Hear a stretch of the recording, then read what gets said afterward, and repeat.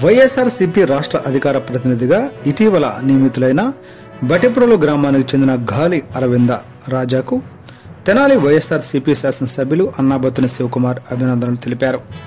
ఈ సందర్భంగా అరవింద రాజాకు తన కార్యాలయంలో ఘనంగా సన్మానించారు.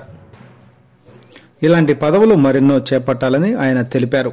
ఈ సందర్భంగా అరవింద్ ఎమ్మెల్యే శివకుమార్కు ధన్యవాదాలు తెలిపారు.